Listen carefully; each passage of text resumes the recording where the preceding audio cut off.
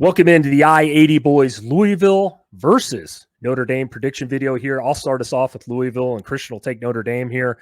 Look, Louisville, team that doesn't get a lot of love. Nobody talks about them. They're off to a 3-0 start again this season. They beat Austin Peay 62-0. Obviously played Jacksonville State, I think it is, 49-14. And then they beat Georgia Tech, a decent opponent last week, 31-19. That was a pretty good game. I watched the majority of that. As far as the offense goes here with Louisville, Christian, man, they're averaging 47.3 points per game. That's 12th best in the country. I think it's Tyler Schlau. I don't know how you pronounce his last name. I've heard it about 15 different ways.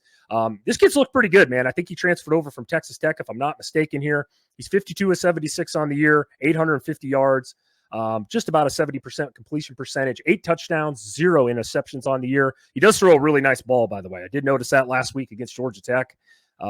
Kid throws a really nice ball. As far as the running backs go for Louisville, from what I noticed, man, it's like a 4-headed monster back there. They kind of do the whole running back by committee. Isaac Brown, I think he leads the backfield in yards with 173 on the year.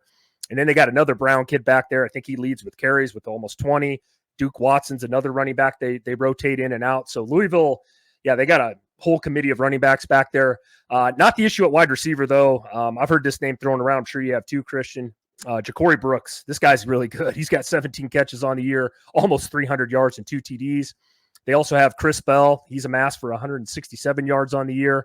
So, like I said, Louisville likes to throw the football. No joke there with Jeff Brom as your head coach. But I think this game, as far as offense goes, this will be Notre Dame's toughest test. I mean, they haven't had anybody be able to throw the ball like this. A&M definitely couldn't throw the ball as well as Louisville can. So it'll be interesting to see if Notre Dame can hang in there as far as the secondary goes. I know they're really, really good. Louisville defense looking like they did last year, picking up exactly where they left off, giving up 11 points per game here, 13th in the country, giving up around 270 yards per game, which is also top 20 in the country. Now, again, that can be, say who the hell have they played type of thing there. But they did a good job against Georgia Tech. Georgia Tech's a physical team, pretty much shut them down, especially in the fourth quarter there. So defensively, they got a solid unit. This team also has 7 sacks on the front with the front 4 this year. So they're definitely getting to the quarterback here, Christian.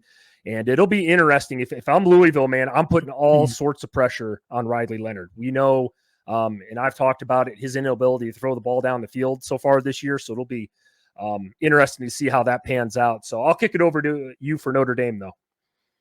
Yeah, Chris, I mean, Notre Dame, and they've had a very up and down season so far. Started the year off, rode that electric wave of beating A&M on the road, turned around, losing to NIU at home. We obviously know that. That was the shock of the college football season, thus far. Then they beat the shit out of Purdue the next week. And then last week they hung on and beat Miami of Ohio, who's still looking for a kicker, to the tune of 28-3. Bad memories of that score over here on the podcast if you're a Falcons fan like myself. Riley Leonard, and you touched on it, Chris, briefly, has been very up and down, right? But I think he's starting to figure it out. But he needs to really step up in this one. He's gonna have to be able to throw the football. He has 900 yards total and 7 touchdowns. Only 1 passing touchdown on the season so far. 1. And like you said, I get it. A&M has a great defense. Other than that, who have they played? To me, I think the important thing, for this whole side of it is Louisville's top 25 on defense, Chris, and you touched on that, right? Especially when it comes to shutting down the run. So Jeremiah Love in this rushing attack, they need to get going early, right? Love currently has 340 yards and 4 touchdowns to his credit there. We talked about Louisville. They're overall, I think defensively, they're a top 10 defense in my opinion. And they're going to, like we just said, they're going to make Riley Leonard throw the football. They're going to try to shut down that rushing attack. I mean, the good news for Notre Dame is, I think that they're going to have, right, defensively, we know what Notre Dame is on defense, right? This is going to be the best defense that Louisville has faced, right? In fact, the best defense they faced was Georgia Tech, and they've ranked 65th in total defense. Whereas Notre Dame, I mean, they're top 25 defense. So,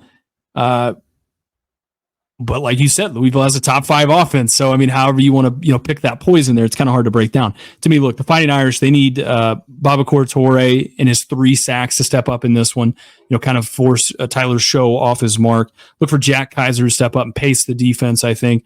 Look, Notre Dame's secondary, they need to shut down Ja'Cory Brooks, the guy that you mentioned and limit, Tyler Show and his, in this Cardinals offense.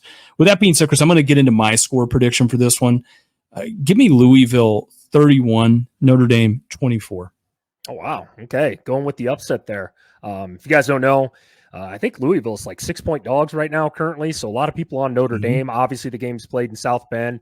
I'm in the same boat you are here, man. I think this game is going to be very low scoring. I do. I like Louisville 24, Notre Dame 21.